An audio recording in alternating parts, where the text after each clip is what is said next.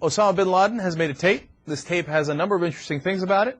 And he's out and about. It's an audio tape, not a videotape. And he wants to rub things in Bush's face and Obama's face. He wants to get up in there and challenge him. He says to Obama, he's like, well, what are you going to do, tough guy? I got you cornered now. I was thinking, really? But here's his logic. He's like, look, if you leave Iraq and Afghanistan, I'm going to say, nah, I told you you were going to leave. We win, we win. But if you don't leave, you're going to bankrupt the country as Bush has, and then you're really going to be in trouble. So I win either way. Okay, nice rhetorical trick. I mean, what is this guy, taking debating class in his cave? But apparently he's also in a world of trouble. This is the most interesting part of the tape, if you ask me. After he does all this goading, right, and him and the United States government and the White House, they play these games back and forth. It's so silly. It's third grader. Like, the White House responded by saying, Osama bin Laden is desperate, and this is just a ploy to try to keep him relevant when he hasn't been relevant for a long time because we know we've got him cornered. Yeah, look, dude, you're about to leave the White House and you didn't get him. That's the bottom line. Okay, so who are you kidding with the not relevant, et cetera, et cetera? The guy did 9/11 and you never caught him. So I'm not interested in bin Laden or the White House's silly word games. But here's the relevant part of the tape.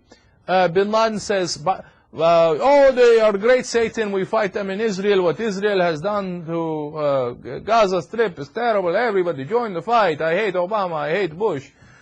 Please send money to our cave. P.O. Box 124, North Waziristan. He asked for money. Uh-oh. They might be in a world of trouble here. Now, normally in bin Laden tapes, he's not asking for money. He was supposed to be Mr. Moneybags. He's the one that brought the money. That's why he's the head of the organization. I think they might have run out of money. And if they ran out of money, they're this close to running out of time. And which means that when Obama comes into office, he might get a little lucky, to be honest with you, and get them because they're going to start to get desperate. The tape was also very poorly produced. Usually they get fancy and they do English translations and subtitles, etc. They slop this one together. They're like, oh, America is terrible. We got them on the run. Please send money right away. Right away. We're in trouble. So I think that's very, very good news.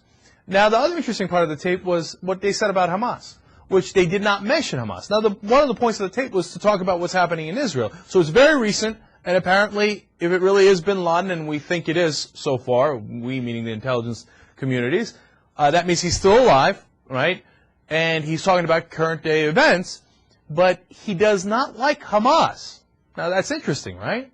Because he thinks Hamas is a bunch of sellouts who's actually willing to, at some point, negotiate with Israel.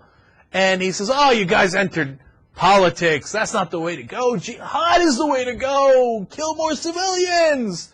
No, you're going about this all the wrong way. So he's angry at Hamas for being so moderate. Now, that's interesting. I'm not taking bin Laden's word for it. That's for damn sure. The flip side is, for all the people who say Hamas is, so radical and they don't ever want to negotiate and they don't want to talk to Israel, apparently a lot of people don't feel that way. It's the real fundamentalist, radical Muslims in the world who are the chief terrorists in the world think that Hamas is not. Take it for what it's worth. It might not be worth much, but it was an interesting side note and something I did not know, that they are not on good terms.